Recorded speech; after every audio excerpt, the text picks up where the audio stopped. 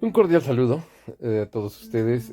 Vamos a analizar el fin de la Primera Guerra Mundial, donde el Tratado de Versalles nos muestra la disolución del Imperio Alemán, la disolución del Imperio Austrohúngaro y el pago de indemnizaciones que fueron terribles para Alemania. Fue una carga de mucho, mucho peso, ya que acabó con su economía.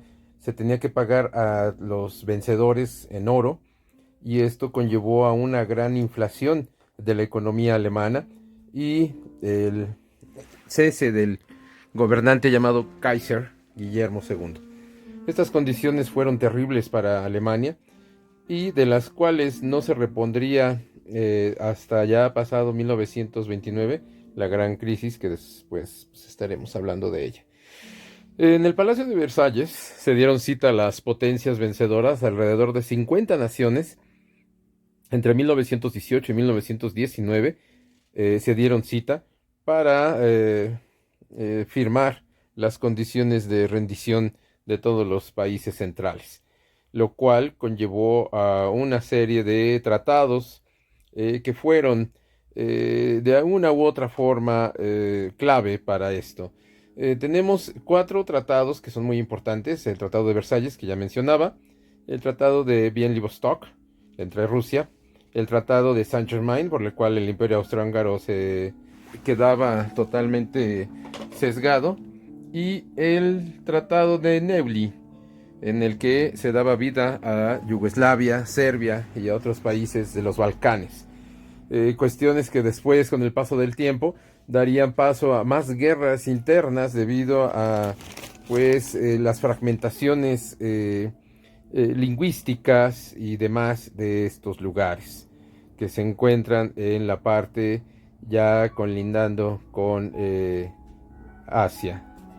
Y tenemos ahora esta forma en la que se dividió el Imperio Austrohúngaro, en que dio paso a nuevos estados como pues fueron los croatas, los serbios, los eslovenos, la partición de Hungría, de Rumanía y Checoslovaquia, que fueron las nuevas formas en que se dividió este imperio austrohúngaro, que dio paso a todos estos estados-nación, que no se tenía una idea clara de ellos hasta 1920. Cabe recalcar que cada uno de ellos mantenía pues su propia lengua y costumbres, y que en algún momento el imperio austrohúngaro los había absorbido, pero no los había desmantelado del todo en el fondo.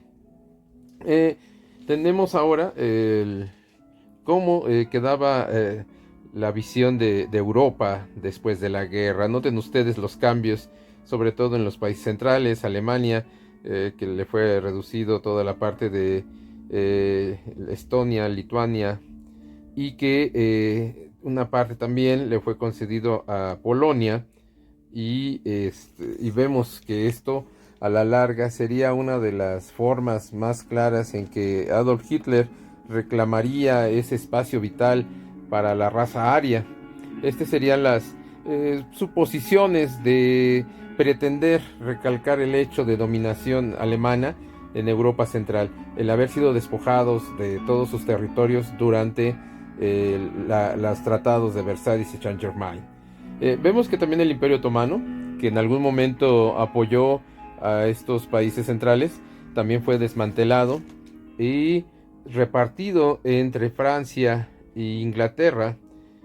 De ahí nacen estos protectorados de Israel, Jordania, Cisjordania y Palestina, Egipto, que a la postre y hasta el día de hoy siguen estando en serios conflictos, que en algún momento pertenecieron al Imperio Otomano y que después de la gran derrota de 1918 pues se tuvieron que repartir algunas de sus posiciones, y que hasta este momento no han tenido paz en estos lugares. Cabe recalcar que el Imperio Otomano no perdió tanto como Austria-Hungría y Alemania. En algunas caricaturas se muestra a los países vencidos, pues, totalmente acabados. Tenemos aquí al zar Nicolás II y a su esposa, la gran zarina, que ella era de descendencia alemana. Eh, Cabe recalcar que ellos eran parientes de la reina Victoria de Inglaterra y en algún momento se pensó que quizás en la Gran Guerra estarían del lado de Alemania y de Austria-Hungría, cosa que no fue así debido a las decisiones de los ministros del zar Nicolás II y que a la postre le llevarían a un enfrentamiento con las potencias centrales. Este matrimonio recalcaba el hecho de la unión del zar, que en lengua eslava significa César, pero le dicen zar, y hay aquí a su familia, donde está acompañada de su hijo Alexis y de sus hijas, las duquesas. Todas ellas se supone que en algún momento de su vida pues contraerían matrimonio con algún príncipe europeo, cosa que pues lamentablemente no ocurrió así, debido a que antes de que terminara la Primera Guerra Mundial estalla un conflicto de dimensiones amplísimas, que es la Revolución Rusa, la cual llevaría al poder a los pretendientes de las dumas del gobierno obrero.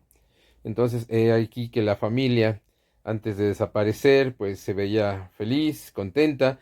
Este personaje que vemos aquí, el monje Rasputín, pues jugaría una gran influencia sobre la zarina, y que a la postre le llevaría a la ruina a él mismo. Aparecería en el río Volga, acuchillado y flotando en esas aguas frías y heladas que caracterizan a Rusia en las temporadas de invierno. Se supone que este poder que tenía el monje Rasputín sobre la zarina era porque tenía curaciones milagrosas sobre Alexis, que sufría de hemofilia, una enfermedad característica de las grandes casas reinantes de Europa por matrimonios entre ellos, y entonces pues se le llamaba la de sangre azul, la enfermedad de la sangre azul. Aquí tenemos al príncipe Harry, vean ustedes el parecido que guarda con el zar Nicolás II, porque de una u otra forma pues, son parientes. La familia reinante en Inglaterra, que sabemos acaba de morir el príncipe Felipe, son primos, son parientes cercanos de todas estas casas que en algún momento tuvieron poder sobre Europa, y que solamente en Inglaterra y otros países se mantienen vigentes. Tenemos aquí a Vladimir Ulyanov Lenin. Él fue el organizador de esta revolución. Acaba de recalcar que estuvo detenido en Alemania, y como una medida para tratar de detener la guerra en el frente oriental, los alemanes regresan a Vladimir Ulyanov Lenin a Rusia para generar una revolución que llevaría a destronar a la casa reinante de Nicolás II, de los Romanov. Ulyanov tenía las ideas de que el pueblo tomara el poder, acabar con la cuestión capitalista, que las fábricas pasaran al poder popular, que los obreros se hicieran presentes en organizaciones llamadas dumas, y que los campesinos tuvieran también participación en el poder. Aquí tenemos a tres grandes de la Revolución Rusa: a Lenin al centro, a Bugarin a la izquierda, y a la derecha a Trotsky, este personaje que jugaría un papel muy importante en México, ya que llegaría a ser amigo de Diego Rivera y Frida Kahlo. Aquí tenemos a Joseph Stalin al lado de Lenin, este personaje que disputaría el poder con Trotsky, y que a la larga les llevaría a una serie de purgas internas en el Partido Comunista ruso. Cabe recalcar que Lenin no veía a Stalin como su sucesor, sino veía a Trotsky como el verdadero representante de las ideas que él abanderaba. Aquí tenemos a Trotsky formando el Ejército Rojo para luchar y que llevara al poder a los soviets. Esta revolución rusa, que ocurre en octubre de 1918, marcaría el inicio de una serie de ideas que Lenin había concebido desde hacía una década atrás, influenciado por los anarquistas. y que en donde preveía que el poder tendría que radicar en la clase obrera. Cuestión que en Rusia no era muy clara porque acuérdense que era ampliamente agrícola, no había mucha industria, no había muchas fábricas en la Rusia zarista de 1910 a 1918. Aquí tenemos a Lenin en uno de sus discursos en San Petersburgo, donde decía que el poder tenía que recaer en todos aquellos que verdaderamente estaban por y para el pueblo. Esta revolución rusa marcaría el inicio de una serie de futuras confrontaciones en toda Europa, América y Asia. Y prueba de ello, pues es que todavía existen el día de hoy gobiernos de estilo socialista, como es Cuba, como lo es Corea del Norte, China y algunos países en África que se ostentan como pseudo comunistas, marxistas, leninistas. Y es interesante analizar cada caso porque podemos entender que pues son diferentes entre sí. Y aquí tenemos a los que pelearon al final por la herencia de Lenin, a Trotsky y a Stalin, y que mencionaba yo anteriormente que el ganador pues fue Joseph Stalin, expulsando a Trotsky de Rusia y persiguiéndolo por todos los lugares en los que se encontraba, porque había entre ellos una rivalidad terrible, ya que cada uno defendía su verdad, defendía sus intereses y defendía lo que podría decirse el verdadero legado de Vladimir Ulyanov Lenin. Al final, pues Trotsky muere asesinado en la Ciudad de México por órdenes de Joseph Stalin, por un tipo que se apellida Mercado, que entró a su casa y le enterró un piolet en la cabeza, ahí en la colonia Coyoacán. Y pues esto terminaría con las ideas de un leninismo renovado, basado en los verdaderos fundamentos socialistas que él pregonaba. Es interesante analizar que estos cambios que ocurrieron después de la Segunda Guerra Mundial impactarían a futuro en cómo se vería dividido el mundo y llevaría a una guerra, a una nueva guerra en 1939.